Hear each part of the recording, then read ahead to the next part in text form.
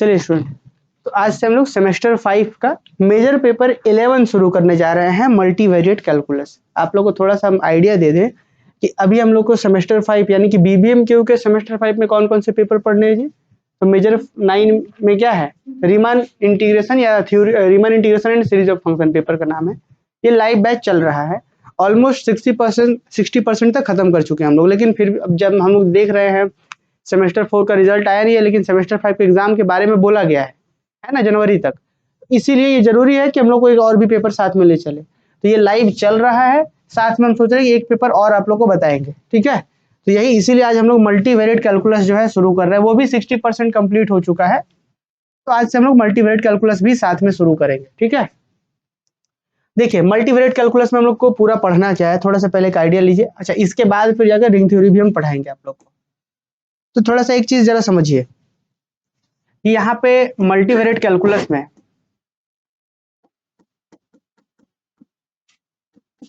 Multivariate calculus में हम लोग को पूरा पढ़ना क्या है। आप लोग को याद होगा बीबीएमक्यू के सेमेस्टर, चूंकि अभी हम लोग 5 में है, तो ऑब्वियस है कि सेमेस्टर 3 तो पढ़ा ही है। सेमेस्टर 3 में एक पेपर था थ्योरी ऑफ रियल फंक्शन, याद है? हाँ, वहां पे एक थ्योरी ऑफ रियल फंक्शन था, मेजर 5 के रूप में था कि मेजर 4 में डिफरेंशियल इक्वेशन था, मेजर 5 में आपका थ्योरी ऑफ रियल फंक्शन था, शायद याद हो। तो थ्योरी ऑफ रियल फंक्शन में स्टूडेंट हम लोगों ने खूब अच्छे तरीके से पढ़ा था कि अगर y is equal to f x हमारे पास एक फंक्शन है, याद करिएगा, अगर y equal to f x हमारे पास फंक्शन है, तो हमने इसके लिमिट के बारे में बात करा था, कॉन्टिन्यूटी के बारे में बात करा था, डिफरेंशियबिलिटी के बारे में बात करा था। खूब सारे डेफिनेशन हमने वहां पे पढ़े हैं, याद है? नहीं याद है जी? सेम 3 में आप पढ़े ये खूब, ये बहुत अच्छे तरीके से याद नहीं है आपको? नैना याद है आपको? ये हमने लास्ट सेमेस्टर 3 में मतलब थ्योरी ऑफ रियल फंक्शन पढ़ा है, एक पेपर जिसमें हमने बात करा था कि अगर कोई single variable function, single variable कैसे, y डिपेंडेंट वेरिएबल होता है और x क्या होता है, इंडिपेंडेंट वेरिएबल। तो हमने सिंगल वेरिएबल फंक्शन को वहां पे देखा है कि किस तरीके से इसका हम लोग लिमिट के बारे में बात किए थे, लिमिट के बारे में, कॉन्टिन्यूटी के बारे में खूब अच्छे तरीके से बात किए हैं, डिफरेंशियबिलिटी, बहुत सारे टर्म्स के बारे में बात करा है हमने सिंगल वेरिएबल फंक्शन के बारे में। आपको याद भी होगा सिंगल वेरिएबल का क्या कहने का अर्थ है। सिंगल वेरिएबल का अर्थ है कि जैसे मान लीजिए कि y equal to sine x हो या y equal to cos x हो, सब सिंगल वेरिएबल है। सिंगल वेरिएबल कैसे, जरा देखिए, y तो डिपेंडेंट होता है, जैसे y equal to sine x दे दे, तो यहाँ पे साइन के पे 0 दीजिए, 1 दीजिए, 2 दीजिए, तो इस पे दीजिएगा तो इसका वैल्यू आएगा। तो मतलब दिस इज डिपेंडेंट वेरिएबल और ये इंडिपेंडेंट है। तो इसीलिए बोलते हैं कि एक वेरिएबल का फंक्शन है, क्योंकि इंडिपेंडेंट वेरिएबल एगो है ना। जैसे कोई और एक एग्जांपल दे, जैसे मान लीजिए हम ले 3x² + 5 ले लें, ये भी क्या है, सिंगल वेरिएबल फंक्शन। क्यों? क्योंकि x हम खुद से पुट करेंगे तो y आएगा, ये सिंगल वेरिएबल फंक्शन है। तो ऐसे फंक्शन का ग्राफ जो होता है 2 डायमेंशन में बन जाता है। जैसे मान लीजिए कोई एक ऐसा हम ग्राफ बना दिए, इसमें क्या होता है कि x दीजिए, यहाँ दीजिए, यहाँ आ रहा है y। ये सब जो होता है सिंगल वेरिएबल का फंक्शन जो है वो 2 डायमेंशन में बन जाता है, मतलब आप x पुट करते जाइए, y में कुछ ना कुछ आते जाएगा। तो यहाँ तक तो हम लोग बहुत डिटेल में पढ़े थे सेमेस्टर 3 में थ्योरी ऑफ रियल फंक्शन में।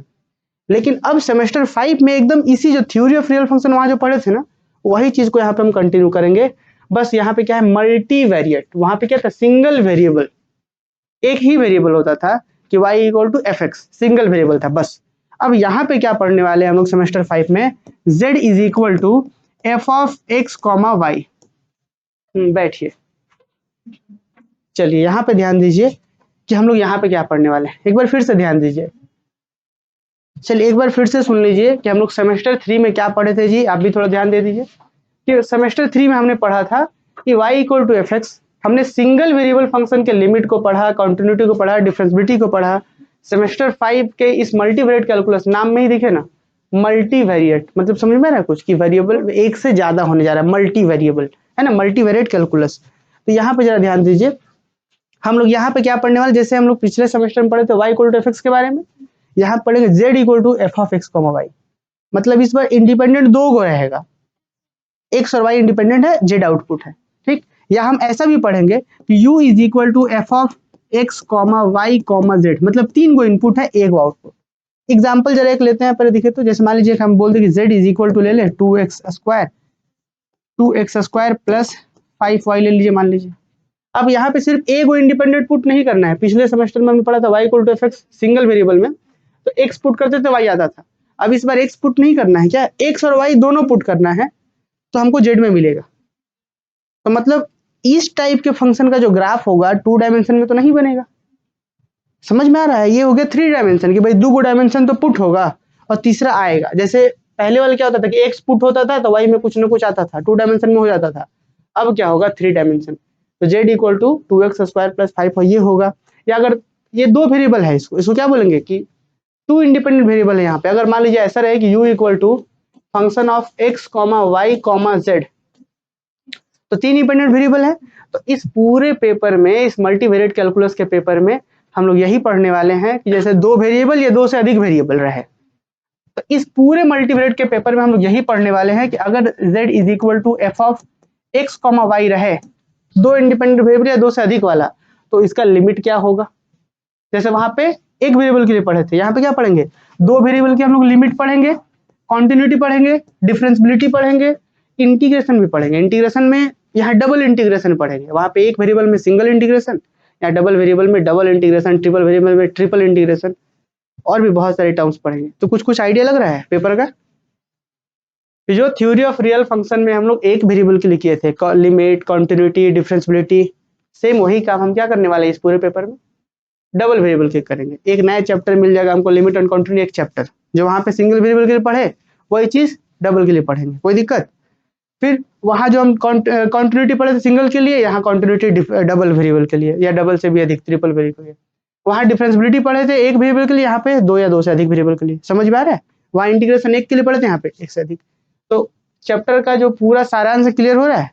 तो आज अच्छा एक चीज बताइए, जैसे अभी हम आप लोगों से पूछ रहे थे कि y is equal to f x, single variable का लिमिट कैसे डिफाइंड होता है ना। तो हम लोग सैम 3 में तो खूब डिटेल में पढ़े थे। सैम 3 बीते लगता है हमको 1 साल हो गया होगा। सैम 3 बीच में पूरा सेमेस्टर 4 6-7 महीने पढ़े, सैम 3 भी पढ़े, तो 1 साल लगभग हो गया होगा। तो हम सोच रहे हैं कि क्यों ना थोड़ा सा इसको रिकॉल करवा दे कि y equal to f x, क्योंकि जो हम सिंगल वेरिएबल में पढ़ेंगे वही सब हम डबल वेरिएबल में उसको कंटिन्यू करेंगे, है ना।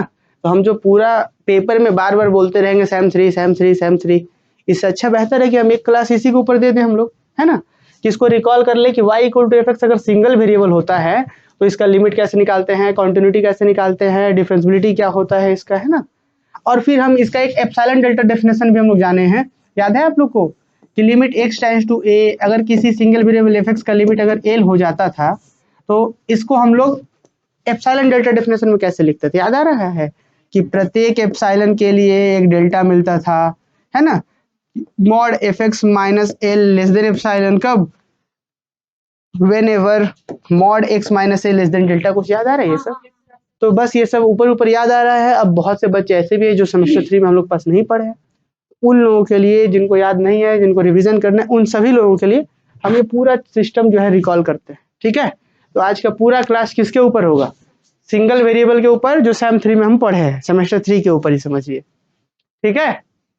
तो आज हम ये डिस्कस करेंगे, उसके बाद इस टॉपिक पे हम आएंगे, क्लियर है। तो देखिए यहाँ पे ध्यान से फिर से देख लीजिएगा, सेमेस्टर 5 है BBMQ के लिए, MJ11 मल्टीवेरिएट कैलकुलस। आज बेसिक इंट्रोडक्शन है, आइए शुरुआत करते हैं। चूंकि अब एक बात बताइए, यहाँ पे तो बहुत सारे टर्म्स है, single variable, limit, continuity, differentiability, अगर इसको अलग अलग से लिख के पढ़ने जाएंगे बहुत टाइम लगेगा। तो हम ऐसा सोच रहे हैं कि पहले से चीजों को जो सिंगल वेरिएबल के लिए है उसको बता दें, ठीक है, ताकि फिर क्लास खत्म हो जाए तो नोट कर लीजिए। और नोट करिएगा ही करिएगा, ऐसा नहीं कि सैम 3 में पढ़े तो नोट नहीं करेंगे। चलिए ऑनलाइन वाले भी ध्यान देंगे, ठीक है, शुरू करें हम लोग। तो देखिए सबसे पहला टॉपिक है, आप लोग पहले से पढ़े भी है इस चीज को, बेसिक टर्म्स हम लिख करके ही बता रहे हैं कि what is function of one variable, कि सिंगल वेरिएबल में फंक्शन क्या होता था। तो हमने लिखा है a function of one variable is a relationship between one input where each inputs relate to exactly one output. कि मतलब सिंगल वेरिएबल का फंक्शन जैसे ऐसे तो बहुत कुछ कहा जा सकता है कि एक ऐसा मशीन होता है या एक ऐसा फंक्शन होता है, मतलब एक ऐसा रूल होता है जिसके अंदर एक इनपुट के लिए एग्जैक्टली एक ही आउटपुट हो। कभी ऐसा नहीं मिलेगा कि एक इनपुट के लिए यहाँ पे 2 आउटपुट, कभी नहीं मिलेगा। एक एग्जैक्टली एक इनपुट के लिए एक ही आउटपुट मिलेगा, याद आ रहा है। तो देखिए क्या लिखा गया है यहाँ पे, a function of one variable is a relationship between one inputs where each inputs relate to exactly one output. या इसी को दूसरे ढंग से क्या लिखा है, a function defined as a relations between a set of inputs having one output each, है ना।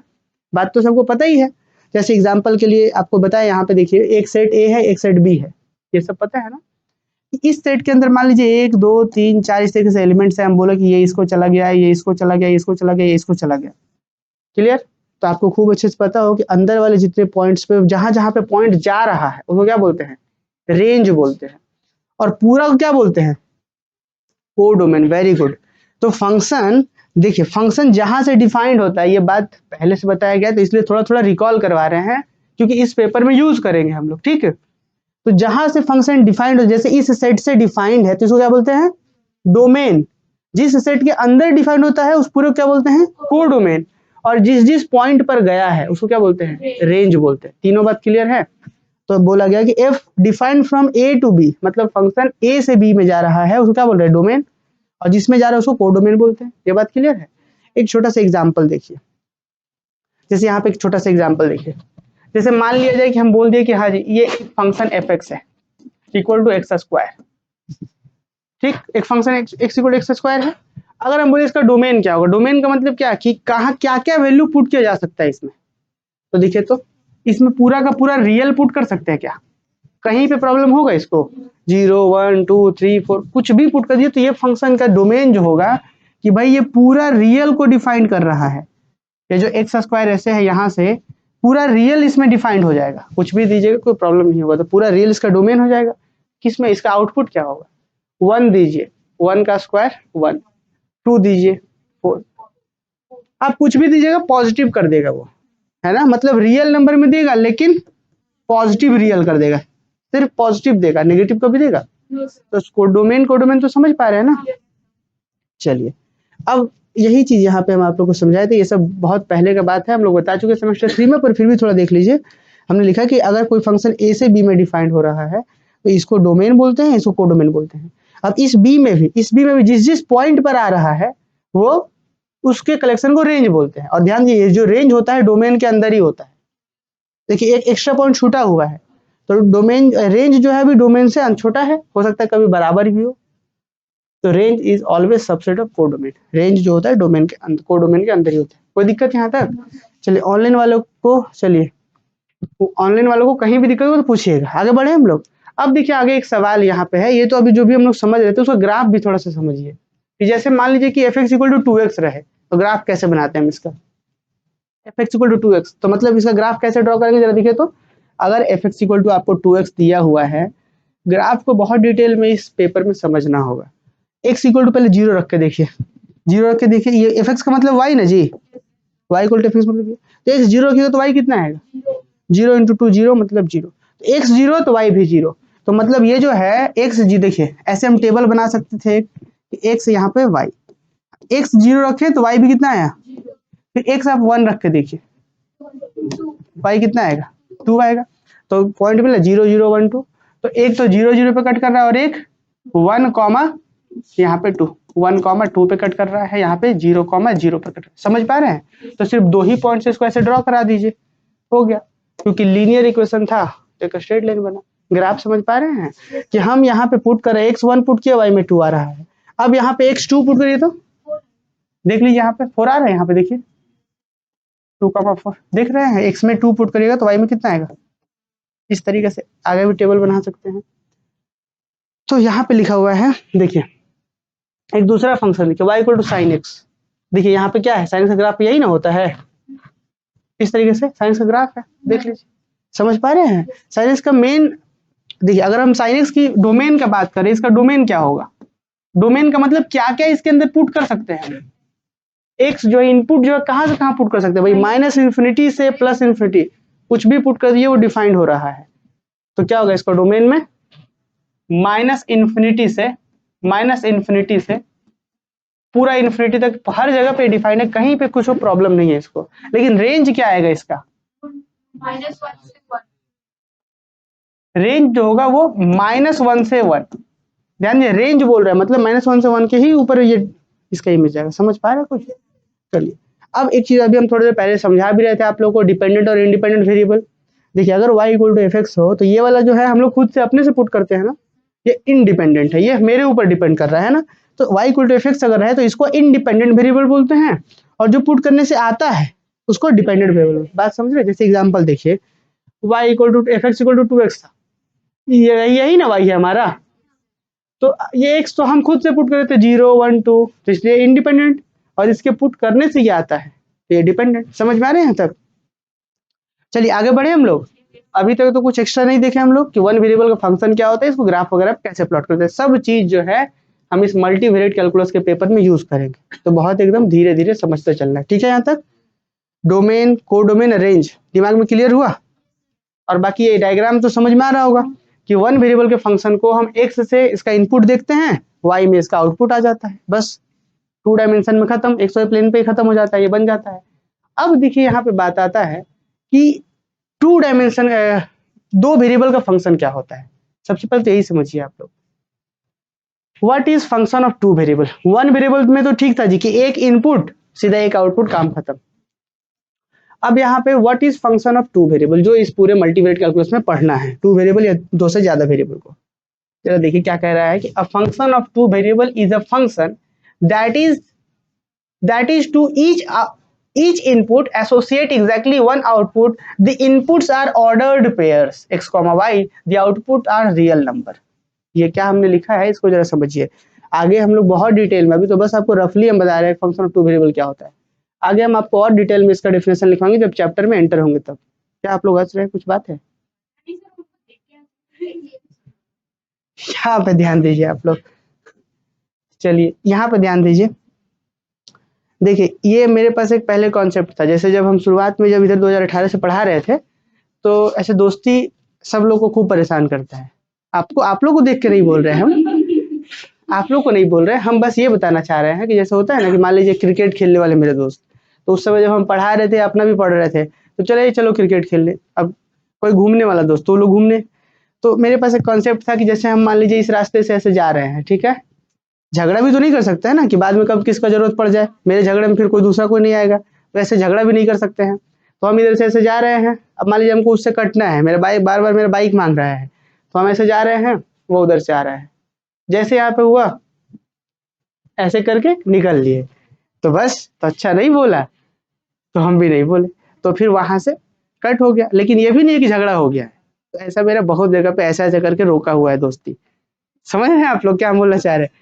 तो ऐसे कर करके हम बहुत जगह पे दोस्ती रोक के रखे हैं, फिर हम इधर चले गए, वो उधर चला गया, फिर उसके बाद फिर अगला बार मिला, अच्छा ऐसे किया था, तो अब वो उधर हम इधर, तो ऐसे बहुत सारा दोस्ती मेरा ऐसा ऐसा।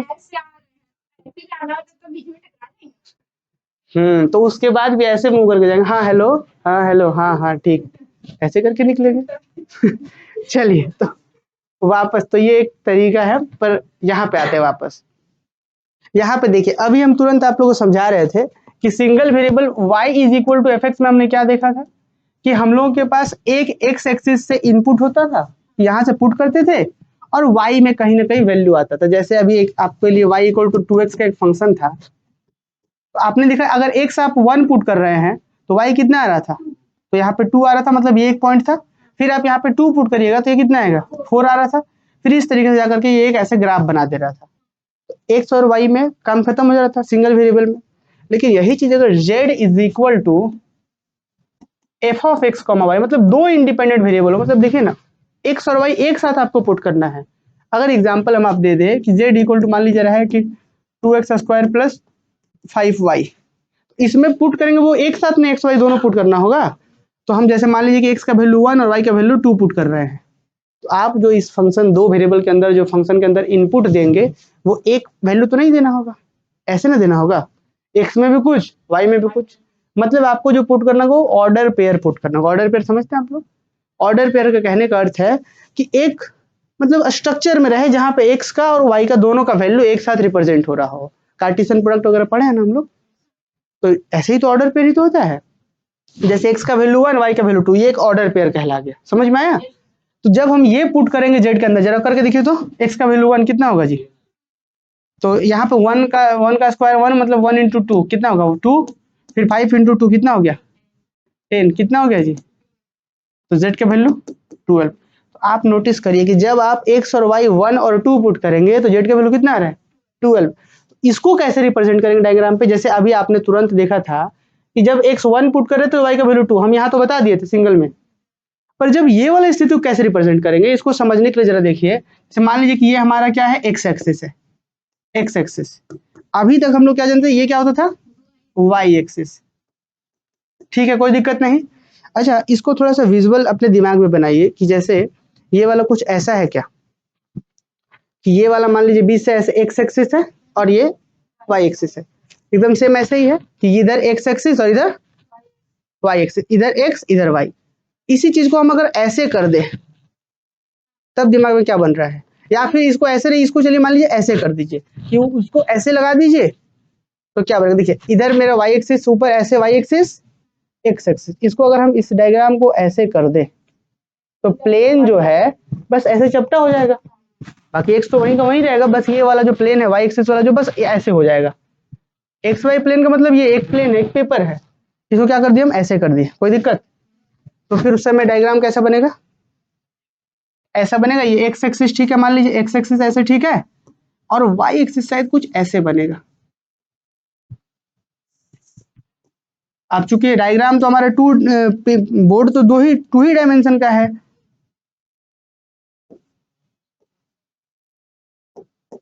वाई वाई डैश, यहाँ पे एक्स डैश, यहाँ पे एक्स, कोई दिक्कत। देखिए यही प्लेन है, उसको आप लोग ऐसे कि हम टेढ़ा बना दिया, ऐसा नहीं है, ये बस ऐसे था, इसको क्या कर दिया हम ऐसे कर दिया है। तो अब इसके बाद क्या कर रहे हैं, एक एक्सिस हम इसके जस्ट ऊपर Z axis and this is Z dash, Z और जेड डैश। कुछ बात समझ में आ रहा है? yes. अब ये ग्रीन वाला जो हिस्सा है, जरा ग्रीन वाले को देखिए, ये जो ग्रीन वाला हिस्सा है इधर, ग्रीन वाला ये पूरा, क्या ये एक्स वाई प्लेन है? क्या ये एक ऐसे पेज टाइप का है, मतलब एक पेज टाइप का बिछा हुआ है, उसके ऊपर एक जेड एक्सिस है, नीचे एक जेड एक्सिस है, क्लियर बात? इमेजिन तो हो रहा है दिमाग में। अब हम अभी तुरंत आपको क्या बताए थे कि भाई जेड का वैल्यू हमने क्या लिया था, यहाँ पे 1 और 2 लिए थे क्या, यहाँ पे जेड का जो कोऑर्डिनेट लिए इनपुट किए थे वो 1 और 2 पुट किए थे। तो अब बताइए 1 और 2 यहाँ पे कहाँ पे है, एक्स में 1 कहीं यहाँ पे होगा और वाई में इधर 2 यहाँ पे होगा कहीं, 1, 2 यहाँ पे होगा। देखिए जरा ऑनलाइन वालों को थोड़ा सा हम जूम करके दिखाते हैं, आप लोग भी देखिए, एक्स वाई इस प्लेन को ऐसे झुका दिए, एक्स प्लेन, और ऊपर जेड एक्सिस, नीचे जेड डैश। तो जब हम देख रहे हैं कि यहाँ पे एक्स में ये एक्स एक्सिस में यहाँ पे 1 और वाई में कितना पीछे गए हैं 2, हमको अभी पीछे लग रहा है, लेकिन इसको ग्रीन वाले तुरंत खड़ा करिए, दिमाग में तुरंत बन रहा होगा। तो हम यहाँ पे 1, 2 पुट किए, तो उस केस में हमको जेड कितना ऊपर जाना है, 12 आ रहा था ना, जेड का आंसर कितना आ रहा था 12 आ रहा था। तो देखिए यहाँ पे अब जेड, यहाँ पे इस प्लेन पे जेड कितना है, देखिए ये मान लीजिए प्लेन है, तो यहाँ पे एकदम नीचे बॉटम पे जेड 0, धीरे धीरे धीरे ऊपर आ रहा है। तो जेड यहाँ हो सकता है 1 हो, 2 हो, 3 हो, यहाँ से हो सकता है जेड ऊपर कितना तक जाए 12 तक। तो कुछ दिमाग में आ रहा है डायग्राम की, ये हमारे एक्स वाई प्लेन है, एक जगह कहीं पे 1, 2 पॉइंट था, तुरंत वहां से कितना ऊपर उड़ गया 12। दिमाग में एक विजुअल बन रहा है। बहुत सारे एनिमेशन भी हम लोग आगे दिखाएंगे आपको कि पूरा इस तरीके से एक प्लेन है, एक जगह पॉइंट 1, 2 था, फटाक से जैसे वो पॉइंट फंक्शन ऐसा था कि तुरंत 12 पे भेज दिया, बगल वाला पॉइंट हो सकता है 10 पे भेज दे, 11 पे भेज दे। समझ में आ रहा है, आप लोग दोनों बात कर रहे हैं तो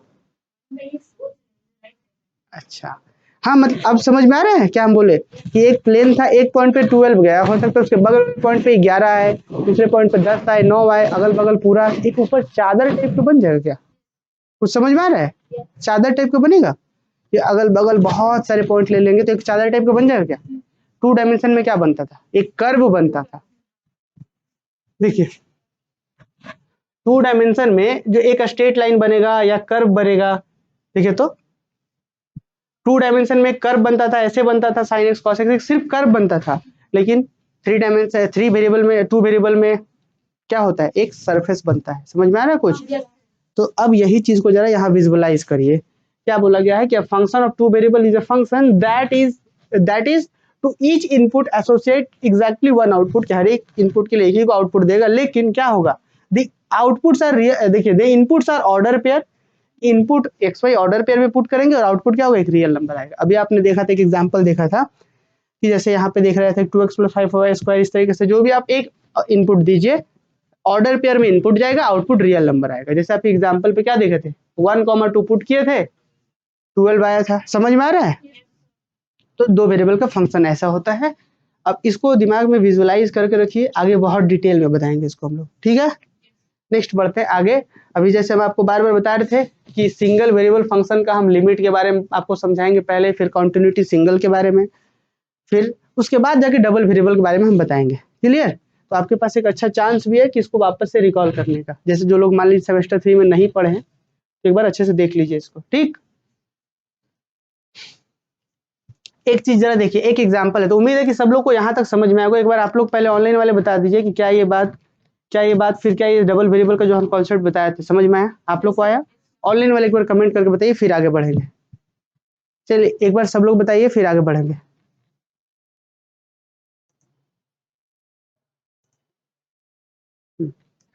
चलिए बहुत अच्छा, ठीक है। तो ये तो था बस छोटा सा इंट्रोडक्शन था, आगे डिटेल में फंक्शन का डेफिनेशन लिखवाएंगे। आगे बढ़ते हैं हम लोग। देखिए सबसे पहले हम बता रहे हैं कि limit for y is equal to f x. सिर्फ ये नहीं कि सिर्फ डेफिनेशन या क्वेश्चन कर ले रहे तो लिमिट समझ गए, इस ज्योमेट्री को समझिएगा, तब जाकर के मल्टीवेरिएट का जितना बड़ा बड़ा खूब डिटेल में हम लोग बात करेंगे। डायग्राम आपको अगर IIT जैम का एग्जाम देंगे तो उसमें ये मल्टीवेरिएट कैलकुलस बहुत इंपॉर्टेंट, डबल ट्रिपल इंटीग्रल से वहाँ क्वेश्चन आता है। तो जब तक ये नहीं समझेंगे तो फिर वहां वाले क्वेश्चन नहीं होगा और डिटेल में आप नहीं समझ पाएंगे। इसलिए थोड़ा सा समझिए सिंगल वेरिएबल को। देखिए क्या कह रहा है ये। हम सबसे पहले बात करना चाह रहे हैं limit for y equal to f x. पहले इसको समझ लेते हैं, फिर हम बात करेंगे किसके बारे में, z equal to f of x y, जो हमारा सिलेबस कहता है, ठीक ना। आप लोग को याद होगा यहाँ पे देखिए तो कि limit for y equal to f x में सबसे पहला एक हम नोट के साथ इस डेफिनेशन को बताना चाह रहे हैं कि limit of y equal to f x, एक सिंगल वेरिएबल का लिमिट क्या कहता है। अगर हम आप सबको एक फंक्शन दे दे x square minus 1 by x minus 1, अगर हम आपके पास एक फंक्शन दे दे y is equal to f x equal to क्या दिया हमने, x square minus x minus 1, ठीक, ये फंक्शन दिया हमने। अगर हम आपसे पूछे कि इस फंक्शन का जीरो पर वैल्यू बताइए, इजिली बता सकते हैं क्या? जीरो, एफ ऑफ जीरो कितना आएगा जी? जीरो का स्क्वायर जीरो माइनस 1, तो कितना हुआ? जीरो माइनस 1 मतलब माइनस 1 ऊपर और फिर जीरो माइनस 1 कितना हुआ? माइनस 1 नीचे। तो minus 1 bye minus 1, minus minus cut के 1 1 कट के कितना आ गया? 1 आ गया ना। तो कितना आ गया वैल्यू? समझे? अच्छा, इसी फंक्शन का अगर हम बोले एफ ऑफ 2 बताइए, बता देंगे क्या? क्या होगा? 2 का स्क्वायर, देखिए एफ ऑफ 2, 2 कहने का अर्थ है कि यहाँ 2 पुट करें तो 2 पुट करिए यहाँ पे। तो 2 का स्क्वायर 4, 4 में से एक गया 3, फिर 2 में से एक गया 1, तो 3 बाई 1 मतलब 3। कोई दिक्कत नहीं आ रहा है फंक्शन को। अच्छा, लेकिन इसी फंक्शन का जैसे ही आप यहाँ पे एफ ऑफ 1 पे वैल्यू निकालने जाएंगे, तुरंत प्रॉब्लम आएगा। क्या होगा जी? 1 का स्क्वायर 1 माइनस 1 कितना? 1 माइनस 1 जीरो, फिर यहाँ 1 minus 1 zero, not defined. Zero by zero not defined होता है। इनडिटर्मिनेट जो 7 को इनडिटर्मिनेट फॉर्म होता है उसमें से ये भी होता है कि देखिए एफ ऑफ 0 पर निकल रहा था फंक्शन, कितना आ रहा था? 1। एफ ऑफ 2 पर भी निकल रहा था 3, लेकिन वही 0 और 2 के बीच में ही ना 1 है, इस पर निकालने गए तो गड़बड़ हो गया।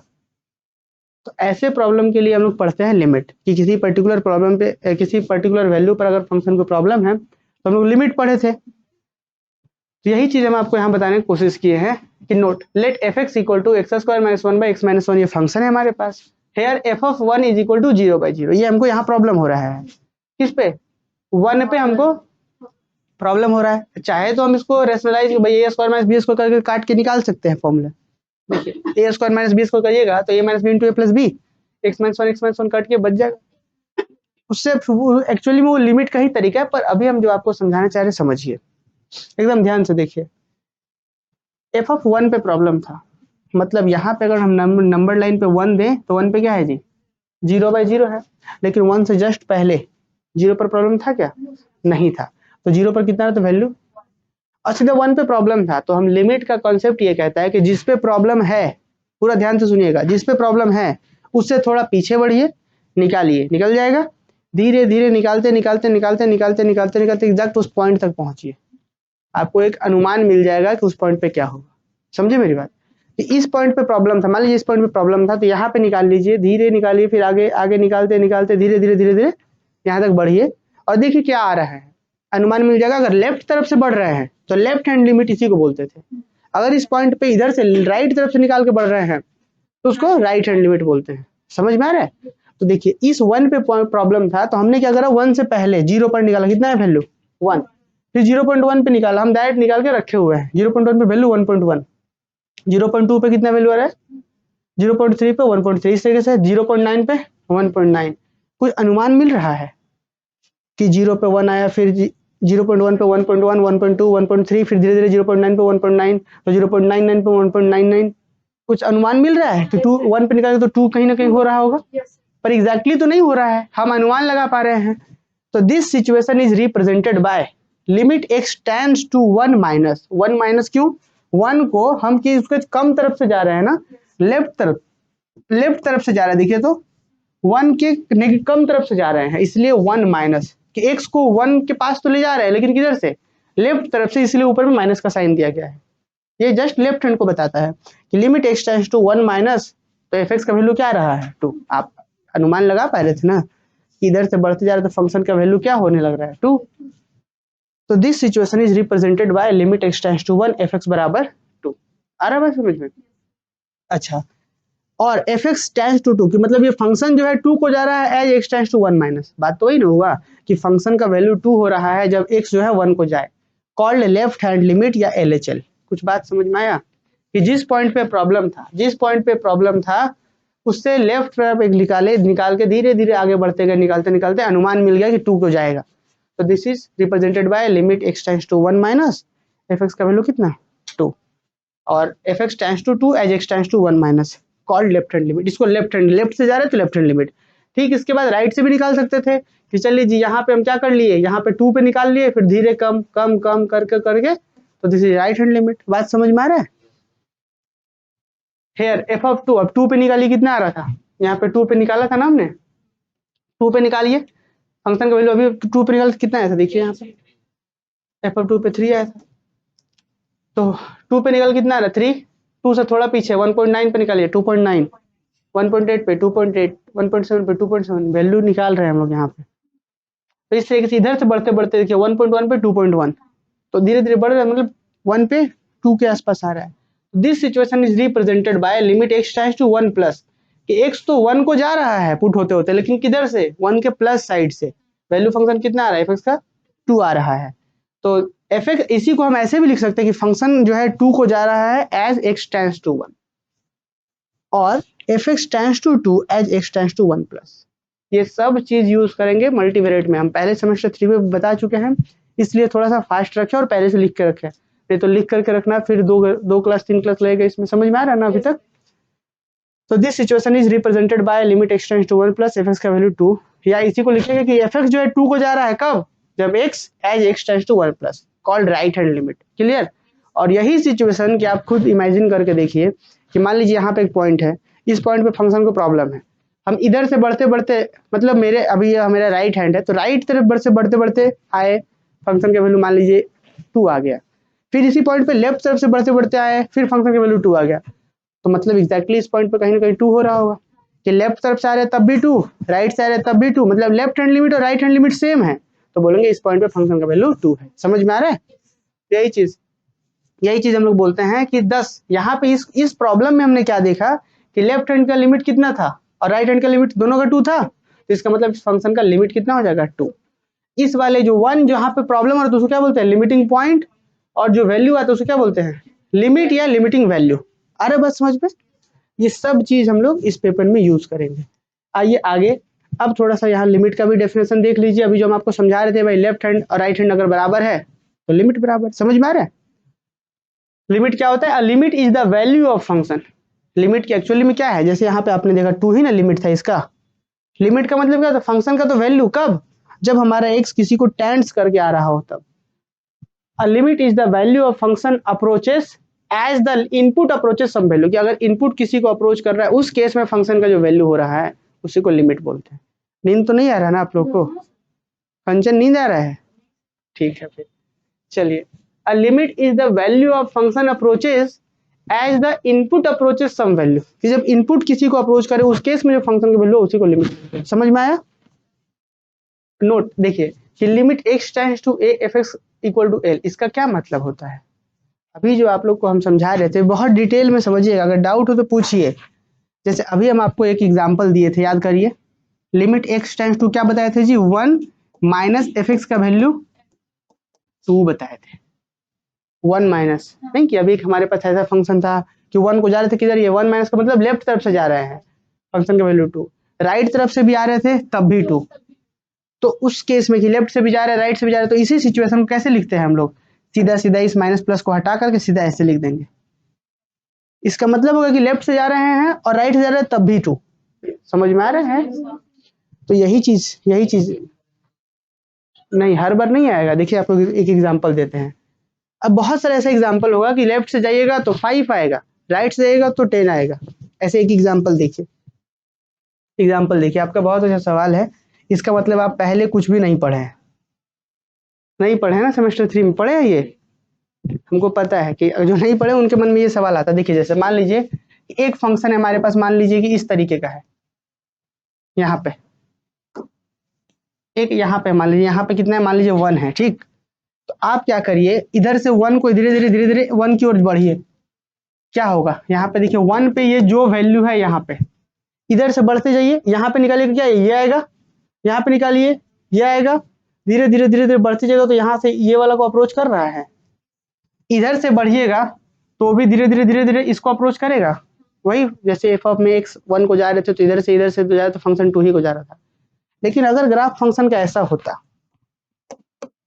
मान लीजिए ऐसा होकर के यहाँ पे जा रहा है, यहाँ मान लीजिए 1 है, इधर से गए यहाँ पे 1 पे नॉट डिफाइंड, इधर से आ रहा है यहाँ पे 1 पे नॉट डिफाइंड, इधर से बढ़िए यहीं तक आ रहा है, यहाँ पे कुछ होगा वहां आ रहा है, इधर से बढ़िए यहाँ पे आ रहा है, यहाँ पे टूटा हुआ है फंक्शन।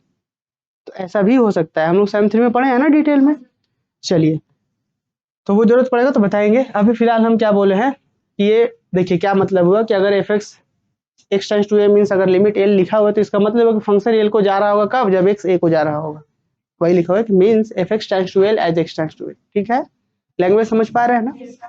चलिए देखिए अब क्या लिखे है नीचे कि कैलकुलस ऑफ वन वेरिएबल में हम लोग क्या क्या पढ़ते हैं, limit continuity of f x पढ़ते हैं, डिफरेंशिएबिलिटी पढ़ते हैं, इंटीग्रेशन पढ़ते हैं, और भी बहुत सारे टर्म्स होते हैं, application of integration, application of derivative, बहुत सारे टर्म्स होता है वन वेरिएबल में। अब सेम यही सारी चीज हम दो वेरिएबल में काम करेंगे। क्लियर।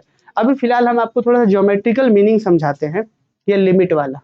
अभी जो यहाँ पे हम लोग पढ़ रहे थे कि geometrical meaning of limit x tends to A f x is equal to L. इस f x limit x tends to f x का वैल्यू का लिमिट का जो है एल है, इसका ज्योमेट्रिकल मीनिंग पहले हम बता चुके हैं सेमेस्टर 3 में, पर फिर थोड़ा रिवीजन करिए। देखिए अभी आप लोग समझे उसमें क्या था, अगर कहीं पे लिखा हुआ लिमिट एक्स टेंड्स टू ए, तो अगर कहीं पे लिमिट में यहाँ पे x की जगह पर यहाँ a है तो हम लेफ्ट से अप्रोच कर रहे हैं या राइट से अप्रोच कर रहे हैं। अगर लिमिट l दिया हुआ है, जैसे वहां पे एग्जांपल पे लिमिट 2 था कि लेफ्ट से भी अप्रोच कर रहे हैं तो भी 2, राइट से भी अप्रोच कर रहे हैं तब भी 2, तो लिमिट तो 2 था। तो यहाँ पे अगर लिमिट l दिया हुआ है तो इसका मतलब हो सकता है कहीं ना कहीं यहाँ पे l होगा, a पॉइंट पे कहीं ना कहीं l होगा कि हम इधर से अप्रोच कर रहे हैं तो ये l को इधर से अप्रोच कर रहा होगा, इधर से आ रहे हैं तो l को आ रहा होगा इधर से। समझ में आ रहा है? यही हो गया ज्योमेट्रिकल अप्रोच। क्या लिख रहे हैं इसको कि नंबर 2 जरा देखिए कि limit x tends to f x equal to l exist. कि लिमिट एग्जिस्ट करता है कब, जब लेफ्ट हैंड लिमिट बराबर राइट हैंड लिमिट बराबर है, तभी ना। ये बात तो सब समझ में आ रहा है। एक क्वेश्चन करते हैं आगे, इवेल्युएट। लास्ट क्लास में बताए थे, अभी थोड़ी देर पहले ही, अभी लास्ट क्लास के अभी तो बता रहे थे एग्जाम्पल लिमिट वाला, x square minus 1 by x minus 1 अगर ये क्वेश्चन रहे तो हम कैसे यहाँ पे लिमिट निकाल रहे थे। यहाँ पे देखिए अगर सेम क्वेश्चन को हमको लिमिट के कॉन्सेप्ट से निकालने बोलता तो एक तो तरीका ये था जी कि आपको क्या करना था, 0 पे सॉरी 1 पे प्रॉब्लम था तो 1 रखिए, थोड़ा सा पीछे 0 पे निकालिए, धीरे धीरे आगे बढ़िए, इधर से धीरे धीरे इधर करके निकालिए। तो बहुत लेंदी मेथड है। इसको हम लोग इसको लिमिट को इवेल्युएट करने के लिए 2-3 मेथड्स है। पहला मेथड है फैक्टराइजेशन मेथड। इस लिमिट को इवेल्युएट करना है तो फैक्टराइज कर लीजिए। कैसे, limit x tends to 1 x square minus 1 by x minus 1 है ना, तो फैक्टराइज करके देखिए टूट रहा है क्या, एक्स स्क्वायर माइनस 1 फॉर्मूला टूटेगा, x minus 1 Guna x plus 1 by x minus 1, x minus 1 x minus cut गया, बचा क्या एक्स प्लस 1। अब लिमिट लगा दीजिए, कहीं प्रॉब्लम हो रहा है। लिमिट का मतलब कि फंक्शन को वहां पे वैल्यू निकालना है, यही ना मतलब होता है। लिमिट का मतलब उस फंक्शन का उस पॉइंट पे वैल्यू, तो निकालिए 1 रखिए, 1 प्लस 1 कितना हो रहा है 2। प्रॉब्लम आ रहा है नहीं तो दैट लिख देंगे, प्रॉब्लम आएगा तभी हम और कॉन्सेप्ट के बारे में सोचेंगे, अगर प्रॉब्लम नहीं आ रहा तो दैट पुट कर देंगे। ठीक है, लिमिट निकालने का मतलब कि पुट करना। यहाँ पे पुट इसलिए नहीं किया क्योंकि 0/0 हो जाता, फैक्टराइज करके पुट किया, तो दिस इज फैक्टराइजेशन मेथड। एक होता है रेशनलाइजेशन मेथड। रेशनलाइज में क्या करते हैं कि जो भी न्यूमरेटर डिनोमिनेटर में डिस्टर्बिंग पोर्शन, जैसे यहाँ x-1 डिस्टर्ब कर रहा है, तो गुना में x+1 गुना में x+1 कर दीजिए, ऊपर भी गुना में x+1 नीचे भी गुना में x+1, ये क्या होगा a - b गुना a+b क्या हो जाएगा a² - b², तो बन गया x² - a², ऊपर से कट गया बचेगा x+1, फिर से फाइनल लिमिट 2। ये सब आएगा नहीं एग्जाम में, बस आपको आइडिया दे रहे हैं, समझ में आ रहा है ना। नेक्स्ट देखिए, एक होता है सब्स्टिट्यूशन मेथड, जो कि वेरी वेरी इंपॉर्टेंट, और ये वही मेथड जो अभी हम आपको बता रहे थे कि यहाँ पे 0, यहाँ पे 1 पे प्रॉब्लम था, तो क्या कि थोड़ा सा पीछे पे निकाले थे और थोड़ा आगे पे निकाले थे, यही ना किए थे जी। कि अगर मान लीजिए कि ए पे प्रॉब्लम है तो कहाँ से निकालें, कहाँ पहले निकालेंगे, a - h पर, जिस पे प्रॉब्लम है उससे थोड़ा पीछे निकालिए और फिर इस h को धीरे धीरे 0 करा दीजिए। सुनिए ध्यान से, इसको समझिए पहले। अगर मान लीजिए कि आपको यहाँ पे a पर प्रॉब्लम है, हाँ a लिमिट पर प्रॉब्लम है, तो क्या करना होगा, a से कितना पीछे कर लीजिए, a - h कर लिए, मतलब ये दूरी कितना हुआ, h हुआ, और धीरे धीरे मतलब फंक्शन को क्या करना होगा आपको, a - h पे निकालना होगा। देखिए fx था, जैसे आप अभी एग्जांपल पे देख रहे थे कि a पे प्रॉब्लम था, 1 पे प्रॉब्लम था, तो 1 से पीछे निकाले थे। अगर a पे प्रॉब्लम तो a से पीछे वैल्यू निकालिए, मतलब a - h पे निकाल लीजिए, f ऑफ फंक्शन का वैल्यू निकाल लीजिए, और क्या करिए इसमें लिमिट h टाइम्स टू 0, ये क्या कहलाता है, लेफ्ट हैंड लिमिट। कैसे किए भाई, हमको a पे प्रॉब्लम था तो a से थोड़ा पीछे गए, कितना पीछे, h पीछे निकाल लिए, लिमिट h टाइम्स टू 0 कर दिए, इसका जो भी वैल्यू आएगा लेफ्ट हैंड लिमिट। राइट में कैसे करेंगे, a + h कर देंगे, लिमिट h टाइम्स टू 0। समझ में आ रहा है ये, तो यही चीज है सब्स्टिट्यूशन मेथड। देखिए तो यहाँ पे तो a के जगह पे तो 1 ना था, तो क्या किया, फंक्शन का 1 - h पे वैल्यू निकाले और h टाइम्स टू 0। समझ में आया, तो 1 - h मतलब f ऑफ x कितना था यहाँ पे फंक्शन का वैल्यू, f ऑफ x था x², x के अब क्या हो रहा है 1 - h का स्क्वायर -1, 1 - h -1। समझ पा रहे हैं, सॉल्व कर लिए, लिमिट कितना है 2। इसको राइट कैसे निकालेंगे, f ऑफ 1 + h, आगे बढ़ करके पुट करेंगे फंक्शन में, h टाइम्स टू 0 करेंगे, सॉल्व करेंगे। कुछ है इसमें बताइए, तो लेफ्ट हैंड भी 2 राइट हैंड भी 2, तो फाइनली लिमिट 2। कोई दिक्कत यहाँ तक, आगे बढ़े। बस एक लास्ट कॉन्सेप्ट है, अगर आप लोग बोलेंगे तो आज बताएंगे, नहीं तो नेक्स्ट। चलिए, तो पानी है क्या इसमें आप लोग का, नहीं रहने दीजिए, कोई बात नहीं, अरे आप ही लोग के लिए ढूंढ रहे थे, दीजिए थोड़ा।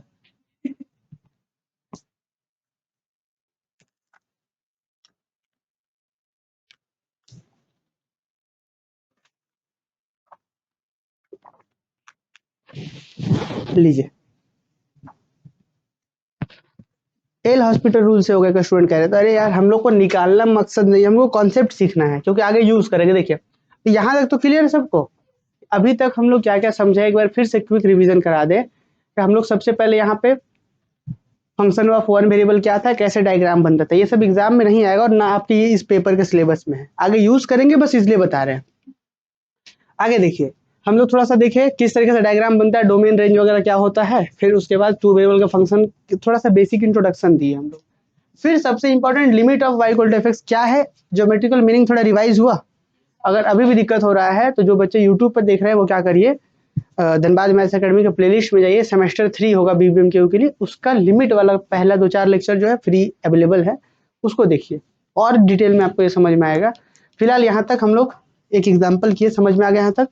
अब एक आपको थोड़ा सा रिविजन करवाते हैं, मॉड का प्रॉपर्टी याद है, मॉड का डेफिनेशन क्या कहता है जी, हम लोग पढ़े थे ये मॉड में, मॉड x का वैल्यू क्या, हम लोग ये पढ़े थे, जैसे मॉड के अंदर -2 दीजिए तब भी क्या होता है, तब भी 2 देगा, 2 दीजिए तब भी 2 देगा। मतलब हमने एक कॉन्सेप्ट पढ़ा था कि अगर मॉड के अंदर आप नेगेटिव दीजिएगा तो आंसर क्या देगा, नेगेटिव, मतलब जो है वो तो नहीं देगा, माइनस गुना करके देगा ना। अगर अंदर में आप नेगेटिव पुट कर रहे हैं तो नेगेटिव वाला आंसर नहीं आएगा, माइनस गुना करके आएगा। मॉडुलस भी एक फंक्शन होता है, तो वही हमने यहाँ पे लिखा है कि अगर मॉड x आपके पास है, नोट में लिखे हैं हम, तो मॉड x का वैल्यू क्या होता है, x ही रहेगा। कब, जब अंदर में पुट होने वाला 0 या 0 से बड़ा है तब। अगर अंदर में आप 0 पुट कर रहे हैं तो 0 का मॉड 0 होगा, और अगर अंदर में 2 पुट कर रहे हैं मतलब 0 से बड़ा क्वांटिटी, तो क्या होगा, अगर 2 पुट कर रहे हैं तो मॉड 2 का वैल्यू 2 आएगा। समझ में आया, चलिए, तो और अगर नेगेटिव पुट कर रहे तब नेगेटिव अगर अंदर में, जैसे मान लीजिए यहाँ पे -2 पुट कर रहे हैं, तो क्या -2 आंसर होगा? नहीं, एक माइनस गुना करके होगा। तो अगर x वाला अंदर में पुट करने वाला नेगेटिव है तो एक माइनस गुना होकर के बाहर आएगा। ये मत सोचिए कि नेगेटिव x हो गया, ये पॉजिटिव ही है। क्यों? क्योंकि x नेगेटिव बोल रहे हैं हम, कि अगर यहाँ का पुट होने वाला x नेगेटिव है, 0 से छोटा है, नेगेटिव है, तब जाकर के माइनस गुना होकर के आएगा। एग्जाम्पल देखिए, जैसे मान लीजिए -2, तो इसका आंसर क्या होगा? -2 ही होगा क्या? नहीं, -2 गुना हो, माइनस होकर के आएगा बाहर। बात समझ में आई? ये एग्जाम्पल देखिए, 2 का मॉड कितना? 2, -3 का मॉड क्या होता है? -3 में माइनस गुना करके मतलब 3 हो जाएगा। समझ में आ रहा है? ये भी हम लोग एक मीनिंग ऑफ ये बताए थे आप लोग को सेमेस्टर 3 में, कि अगर कहीं पे लिखा हुआ हो मॉड x माइनस ए less than delta, mod x minus ए लेस देन डेल्टा अगर लिखा हुआ है, इसका क्या मतलब होता है? इसका मतलब है, जरा देखिए, अंदर वाला अगर पॉजिटिव हुआ, 0 या 0 से बड़ा हुआ, तब तो इस मॉड का जगह पे एज इट इज वही रह जाएगा, क्योंकि अंदर में तो 2 केस ना बन सकता है। बताइए, x माइनस ए जो अंदर में आप पुट कर रहे हैं, वो हो सकता है कि x माइनस ए जो हो, जैसे 0 से बड़ा या बराबर हो, मतलब x अगर a के बराबर ही हो गया तब तो 0, अगर x a से बड़ा हुआ तब तो पॉजिटिव। हम बोले कि पहला केस ये है, इफ x माइनस ए जो अंदर में है 0 से बड़ा या बराबर हुआ, तो उस केस में इस मॉड के जगह पे क्या होगा? एज इट इज वही रह जाएगा, क्योंकि अगर अंदर में 0 से बड़ा देते हैं तो वही रह जाता है आंसर। तो हमने बोला कि अगर ये वाला चीज x माइनस ए जो है 0 से बड़ा हुआ, तो मॉड का मतलब वही हो जाएगा। v अब हमारे पास दिया क्या है कि मॉड x माइनस ए लेस देन डेल्टा है, तो मॉड x माइनस ए का वैल्यू कितना हो जाएगा? x minus a as it is, x minus A less than क्या होगा? डेल्टा, मतलब उधर गया a तो क्या होगा? x is less then a plus delta. कोई दिक्कत? अगर अंदर वाला 0 या 0 से बड़ा हुआ तब क्या होगा? x जो होगा a प्लस डेल्टा से छोटा होगा। कोई दिक्कत? ये बात समझ पाए कैसे हुआ जी, कि अगर x माइनस ए 0 से बड़ा बराबर हुआ तो मॉड का वैल्यू वही रह जाएगा, और दिया हुआ है a mod x minus A less than delta, मतलब इसका मॉड का वैल्यू वही रह जाएगा। समझ पा रहे हैं ये सब बात? कोई दिक्कत? नेक्स्ट केस क्या, कि ये जैसे 0 से बड़ा बराबर, एक केस ये भी तो हो सकता है ना कि x माइनस ए जो है वो लेस देन डेल्टा हो, ऐसा लेस देन 0 हो, नेगेटिव हो। समझे?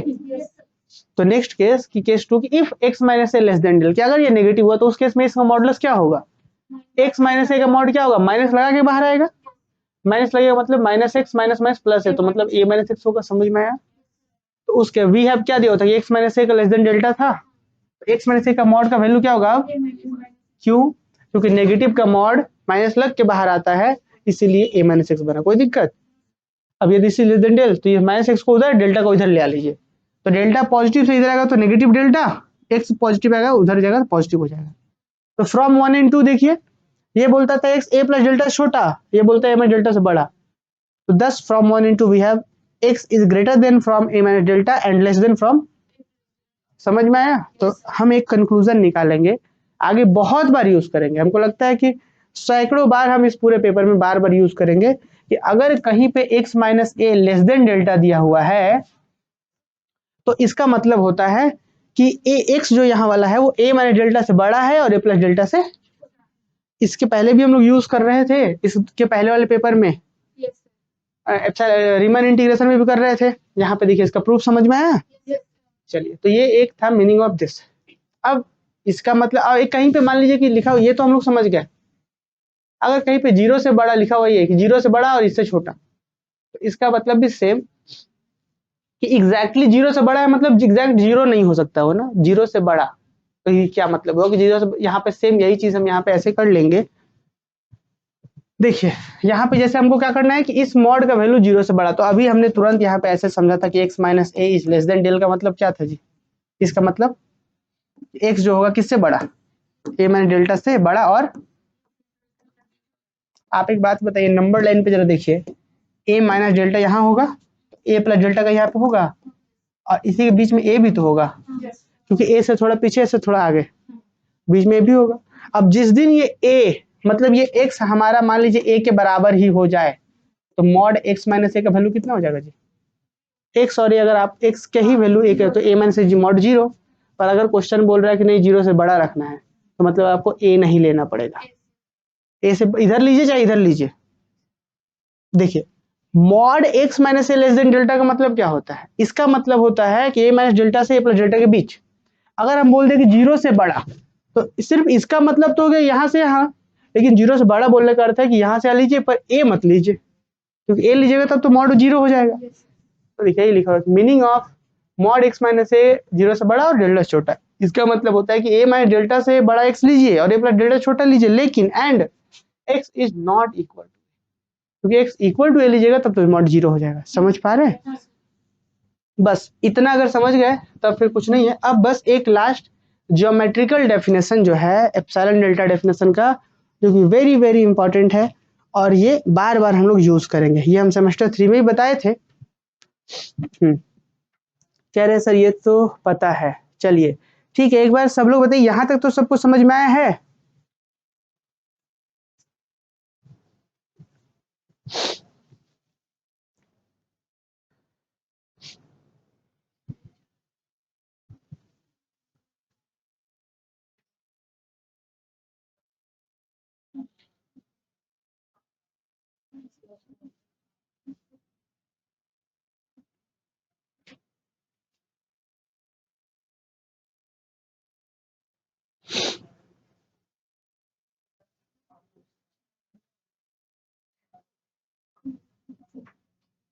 चलिए यहाँ पे आइए वापस से। देखिए यहाँ पे क्या बोला गया है, इसको जरा ध्यान से समझिएगा। हालांकि ये सेमेस्टर 3 में लोग बहुत डिटेल में पढ़े थे, पर फिर भी यहाँ पे देखिए ये क्या कहता है कि let f x be a function define for all values of x in some neighbourhood of point a. क्या मतलब? हाँ बैठ जाइए, वहां खाली है, बंद है नहीं तो यहाँ बैठ जाइए। देखिए यहाँ पे पहले इसको थोड़ा समझ लेते हैं हम लोग कि लिमिट ऑफ फंक्शन, अभी तो समझे left hand limit right hand limit हम लोग समझे। अभी क्या है epsilon delta definition of limit, थोड़ा सा समझिए। उसी जो लिमिट का definition left hand limit right hand limit पढ़े, उसी का अब क्या है एप्सिलॉन डेल्टा डेफिनेशन जरा देखते हैं कि लेट, बंद है वहां, अच्छा ठीक है यहाँ बैठ जाइए। Let f x be a function defined for all values of x. क्या मतलब हुआ कि अभी जो एफ एक्स है, देखिए यहाँ पे कि let f x be a function for all values of x, defined for all values of x in some neighbourhood of point A except possibly at A. क्या मतलब हुआ इसका? जैसे मान लिया जाए कि एक कोई फंक्शन एफ एक्स है और वो ए के नेबरहुड में डिफाइंड है। नेबरहुड कहने का अर्थ है जैसे मान लीजिए कि यहाँ पे अगर हमारा ए है तो ए के आसपास वो फंक्शन क्या है डिफाइंड है, एक्सेप्ट पॉसिबली एट ए, मतलब ए पर डिफाइंड नहीं है। मतलब ए पर हो सकता है 0/0 आ रहा हो या कुछ और दूसरा इंडिटरमिनेट फॉर्म आ रहा हो। जैसे अभी एक एग्जांपल भी हम आपको बताए थे वहां पे, है ना, कि ए को जैसे अभी एक एग्जांपल जो करवाए थे, अगर उसका ज्योमेट्रिकल हम देखें, क्या था वो एग्जांपल जी? एक्स स्क्वायर माइनस 1/x-1, यही ना था? इसका अगर आप थोड़ा सा डायग्राम, यही हमारा एफ एक्स था, इसका थोड़ा सा डायग्राम में ज्योमेट्रिकली देखिए तो इसमें 0 पर क्या आ रहा था? 0 पर फंक्शन का वैल्यू कितना था? आप देख लीजिए एफ ऑफ 0 पे निकाले थे तो कितना आया था? 1 आया था। मतलब 0 पर फंक्शन का वैल्यू कितना था? यहाँ पे था 1। फिर उसके बाद 2 पर क्या था? यहाँ पे मान लीजिए यहाँ पे 0 है, सॉरी यहाँ पे मान लीजिए 1 है। 1 पे तो हमको नहीं पता था। फिर सीधा 2 पर कितना था? मान लीजिए यहाँ पे 3 है। एकदम ध्यान से समझिएगा, इस तरीके से ग्राफ जो है स्ट्रेट लाइन हो सकता है कि ऐसे जा रहा हो। यहाँ पे एग्जैक्टली 1 पे क्या था हमको नहीं पता था, 1 पे नहीं पता था, लेकिन उसके बाद इधर जा रहा है, इधर तो जा रहा है। थोड़ा सा इस डायग्राम को समझिए। यहाँ पे अभी थोड़ी देर पहले जो एग्जांपल दिए थे कि f x equal to x square minus 1/x-1 था। इस फंक्शन का 0 पर वैल्यू कितना था? 1। 2 पर वैल्यू था 3। यहाँ पे x equal to y equal to 3 है। हाँ 1 पे बस क्या था, यहाँ पे हमारा 2 है, ये 1 पे क्या था प्रॉब्लम था कि 1 पे एग्जैक्टली नॉट डिफाइंड, 0/0 आ रहा था। क्लियर यहाँ तक? अब इसमें जरा ध्यान दीजिए कि कोई भी फंक्शन, अब इसी फंक्शन का हम लोग जब लिमिट निकाले थे तो लिमिट कितना आ रहा था? 2 आ रहा था। इस फंक्शन का जब हम लिमिट निकाल रहे थे x टेंड्स टू 1 पर, तो इस f(x) का लिमिट कितना आ रहा था? 2 आ रहा था। तो किसी भी फंक्शन का, अगर इस फंक्शन में हम बोल सकते हैं कि जो फंक्शन है 1 के नेबरहुड में तो डिफाइंड है, पर एक्सेप्ट पॉसिबली एट 1, कि 1 पर डिफाइंड नहीं है। कोई दिक्कत? ये बोल सकते हैं कि नहीं? ठीक वही चीज हम यहाँ पे भी बोल रहे हैं। क्या बोल रहे हैं देखिए कि let f x be a function defined for all values of x in some neighbourhood of point a, कि ए के नेबरहुड पे डिफाइंड है एक्सेप्ट पॉसिबली एट ए, कि ए पर डिफाइंड नहीं है। क्लियर? अच्छा, then a real number l is called limit of f x. जैसे यहाँ पे then a real number 2 is called limit of f x. अभी हो रहा था ना कि रियल नंबर 2 लिमिट हो रहा था एफ एक्स का, आप देख भी रहे थे कि रियल नंबर 2 लिमिट हो रहा था एफ एक्स, कब हो रहा था जी? जब लेफ्ट तरफ से इसको बढ़ रहे थे और इसको राइट तरफ से बढ़ रहे थे इनपुट को, तो फंक्शन इधर से दोनों तरफ से 2 को बढ़ रहा था, तभी ना लिमिट होता थ्रू 2। तो हम अगर इस वाले एग्जांपल में बोलते हैं कि then a real number 2 is limit of f x, कब? जब left hand limit is 2 and right hand limit is 2। ये तो लेफ्ट हैंड वाला कॉन्सेप्ट था। अब इसी को एक नया कॉन्सेप्ट हम दे रहे हैं, जरा ध्यान से समझिएगा, उसको फिर हम लोग उस एग्जाम्पल में जनरलाइज कर देंगे। देखिए एकदम ध्यान से सुनिए, बस ये समझ गए तो पूरा ये मल्टीवेरिएट का सारा कॉन्सेप्ट यहाँ पे क्लियर होगा। देखिए यहाँ पे देखिए क्या बोल रहे हैं हम। जैसे हम ये एक तो डेफिनेशन हमारे पास ये था कि भाई इस फंक्शन का लिमिट 2 कब हो रहा था? जब लेफ्ट हैंड लिमिट भी 2 है और राइट हैंड लिमिट भी 2 है। उसको बोलते हैं एल्जेब्रिक डेफिनेशन ऑफ लिमिट। एक होता है एल्जेब्रिक डेफिनेशन ऑफ लिमिट, अब हम लोग पढ़ रहे हैं epsilon delta definition of limit.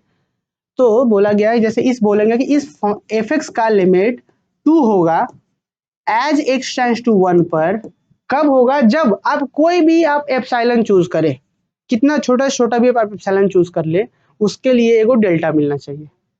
क्या, जरा ध्यान से सुनिएगा कि एफ एक्स का लिमिट 2 होगा एज एक्स टेंड्स टू 1, कब होगा?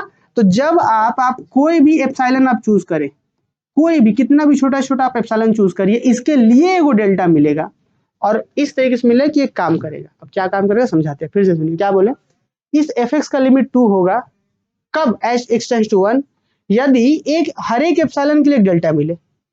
जरा देखिए, जैसे मान लीजिए कि यहाँ पे 2 लिमिट होना था ना, तो आप इतना बड़ा एप्सिलॉन चूज कर लीजिए। ये हमारा जो है ये छोटा सा डिस्टेंस एप्सिलॉन है, ये छोटा सा डिस्टेंस एप्सिलॉन है। तो यहाँ पे 2 है तो क्या होगा? यहाँ पे 2 प्लस एप्सिलॉन और यहाँ से यहाँ थोड़ा 2 माइनस एप्सिलॉन। इस तरीके से एप्सिलॉन चूज करिए कि ये वाला पॉइंट क्या कहलाएगा जी? 2 माइनस एप्सिलॉन। ये क्या कहलाएगा? देखिए 2 प्लस एप्सिलॉन ना, देखिए यहाँ पे 2 है तो 2 से ऊपर 2 प्लस एप्सिलॉन, यहाँ तक 2 माइनस एप्सिलॉन। तो बोला गया कि अगर इसका लिमिट 2 होगा, कब होगा? जब हर एक एप्सिलॉन के लिए डेल्टा मिले। देखिए इतना बड़ा आपने एप्सिलॉन चूज करा तो इसके हिसाब से यहाँ पे हमको एक डेल्टा मिला। ये डिस्टेंस को एकदम जस्ट वर्टिकली डाउनवर्ड करा दीजिए आप, ये जो डिस्टेंस है इसी को डेल्टा बोलते हैं। बात समझ में आ रहा है कि अगर किसी का लिमिट कुछ है, जैसे एफ एक्स का लिमिट यहाँ 2 है, तो कब बोलेंगे है?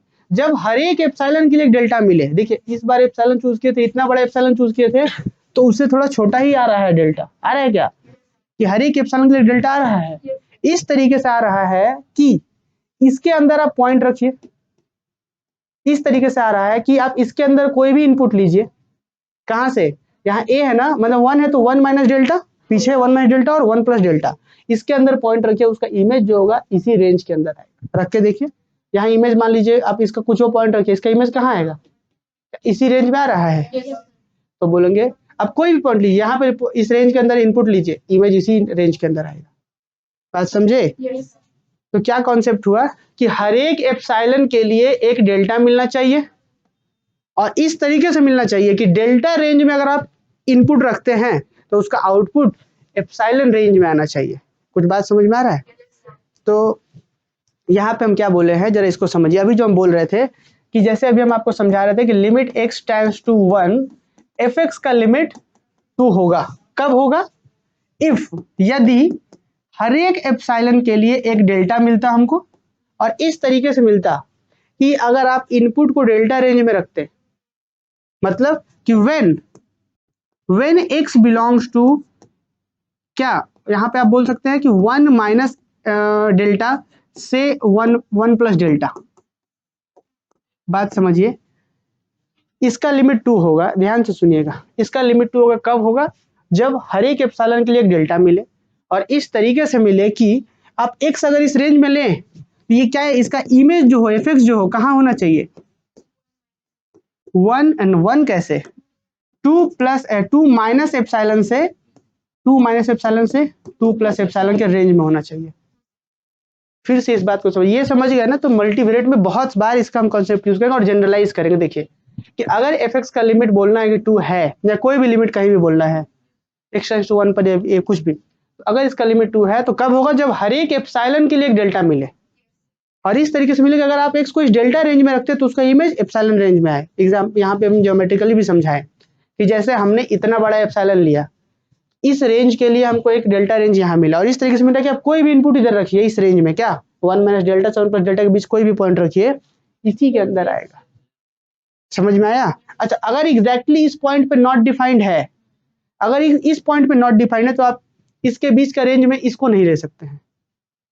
समझे? मान लीजिए पहले से बोल देगा कि 1 पे नॉट डिफाइंड है, तो भाई x जो है इसके बीच 1 भी तो आ रहा है, तो आपको यहाँ बताना पड़ेगा x डायरेक्टली आप 1 नहीं ले सकते हैं, बाकी कुछ भी लीजिए। बात समझे? और इसी सिचुएशन को क्या हम ऐसे लिखते थे क्या, याद करिए तो? हम इसको लिख सकते हैं कि x जो हमको लेना है वो 1 माइनस डेल्टा से बड़ा x और लेस देन 1 प्लस डेल्टा। क्या यही चीज है जी? x belongs to this interval, इसका मतलब क्या वैसे ही बोलते हैं हम लोग। और इसी को क्या हम ऐसे बोलते हैं कि x minus delta is less then 1, इसी को बोलते हैं क्या? सॉरी, लेस देन, यहाँ पे x minus 1 is less than delta, ऐसा ना? अगर ये चीज 0 से बड़ा बोल देंगे तो मतलब एग्जैक्टली 1 नहीं लेना है। समझ में आ रहा है? चलिए, तुम्हें थोड़ा थोड़ा आइडिया लग रहा होगा हम क्या बोलना चाह रहे हैं। अब जरा देखिए, इसको देखिएगा तो ज्यादा बेहतर समझ पाएंगे कि let f x be a function defined for all values of x. F x कोई फंक्शन है जो डिफाइंड है, कि let f x be a function defined for all values of x in some neighbourhood of point A except possibly at A, कि A पर defined नहीं है, ये भी हम बोल दिए।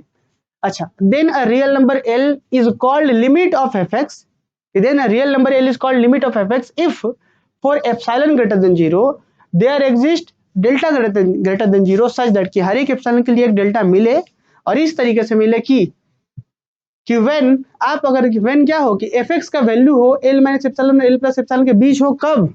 व्हेन, जब आप एक्स इस रेंज में ले रहे हो तब। इस दोनों को, इस लाइन को समझिएगा कि एफ एक्स का value L minus epsilon L plus epsilon के बीच हो, कब हो? व्हेन, जब आप रेंज ए माइनस डेल्टा और ए प्लस डेल्टा के बीच ले रहे हैं तब। मतलब एफ एक्स का वैल्यू इस रेंज में हो कब? जब ये आप ले रहे हो तब।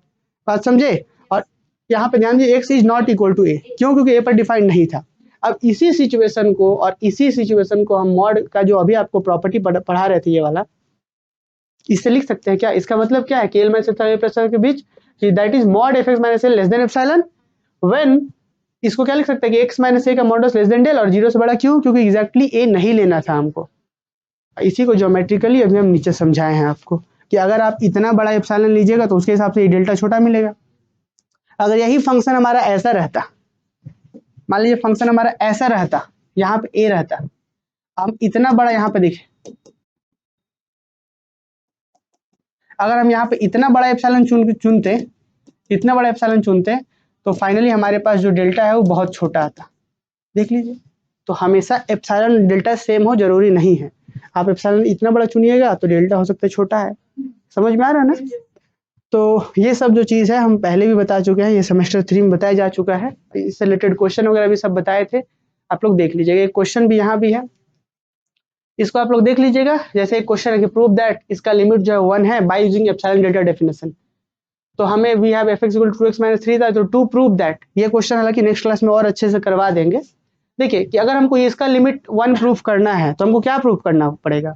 ये हमारा एफ एक्स है, ये हमारा एल है, ये हमारा ए है। We need to show that for given epsilon there is delta, कि हर एक एप्सिलॉन के डेल्टा मिले, और ऐसा हो कि एफ एक्स माइनस एल का मॉडुलस एप्सिलॉन से छोटा हो when x minus 2 less than del. 0 से बड़ा यहाँ पे क्यों नहीं लिए? क्योंकि 0 यहाँ पे 1 पे डिफाइंड था, यहाँ पे दैट 2 रखिएगा भी तो भी कोई दिक्कत नहीं है। समझ में आ रहा है? yes, तो हम सबसे पहले इसी को लेके चल रहे हैं। हमको प्रूफ करना है कि this modulus is less than epsilon when this modulus is less than del. मतलब समझिएगा, हमको अगर ये प्रूफ करना है कि इसका लिमिट 1 है तो हमको ये प्रूफ करना पड़ेगा एफ एक्स माइनस 1 का modulus less than epsilon when this condition hold. तो हम इसको लेके चलते हैं कि epsilon greater than 0 be given. हम यहाँ एफ एक्स माइनस एल लेके चल रहे हैं, इसको थोड़ा सा सॉल्व किए, कैसे तोड़ दिए? एफ एक्स माइनस 3 माइनस 1 देख रहे हैं तो क्या होगा जी? माइनस 4 होगा। 2 इंटू एक्स माइनस 2 हम तोड़ दिए हैं, तो कॉमन आउट करके मॉड का प्रॉपर्टी लगा दिए, मॉड 2 मॉड एक्स माइनस 2। अब एक बात बताइए, अभी क्या लेना था हमको? एक्स माइनस 2 से बड़ा क्या लेना था? डेल। तो मॉड एक्स माइनस 2 से बड़ा डेल लीजिए, तो क्या होगा? This is less than 2 del, क्योंकि हम इसके जगह पे इससे बड़ा वैल्यू डेल पुट कर रहे हैं। देखिए when mod x minus less than del, मतलब इससे बड़ा। समझ में आ रहा है? तो क्या होगा अगर हम इसी को हम एप्सिलॉन चूज कर ले, एप्सिलॉन बाई 2, तो फाइनली क्या होगा? देखिए अगर डेल्टा की जगह एप्सिलॉन बाई 2 चूज कर ले तो क्या होगा कि this quantity is less than epsilon when this is less than del. ध्यान दीजिएगा कि अगर एप्सिलॉन इतना बड़ा ले रहे हैं तो इसी के हिसाब से ना डेल्टा आता है। तो देखिए यहाँ पे डेल्टा और एप्सिलॉन के बीच क्या रिलेशन हो गया, एप्सिलॉन बाई 2 बराबर डेल। तो ये रिलेशन हर बार आएगा, आगे क्वेश्चन में हम खूब डिटेल में बताएंगे, ये सब क्वेश्चन सम 3 में बता चुके हैं, इसलिए तो थोड़ा थोड़ा आइडिया लग रहा होगा। अभी बाकी इस क्वेश्चन को रहने दीजिए, नेक्स्ट क्लास में हम ऐसे क्वेश्चन और करवा देंगे। तो उम्मीद है कि थोड़ा थोड़ा आइडिया लगा होगा। हम लोग ये आगे चल करके खूब डिटेल में पढ़ेंगे मल्टी वेरिएबल के बारे में। ये जो भी आज के क्लासेस में हमने पढ़ा है, यहाँ पे बहुत सारा कंटेंट बता दिए हैं, ये सब पहले का है, सेमेस्टर 3 का है, इसलिए थोड़ा सा फास्ट में बताए हैं। बाकी सेमेस्टर 5 में हम लोग और डिटेल में बात करेंगे, ठीक है, मल्टी वेरिएबल में। तो इसको हम लोग रहने देते हैं, नेक्स्ट क्लास में आगे बढ़ाएंगे। हम बताएंगे उसको। चलिए अभी आप लोग बताइए क्या यहाँ तक सबको समझ में आया? ऑनलाइन वाले भी एक बार कमेंट करके बताइए।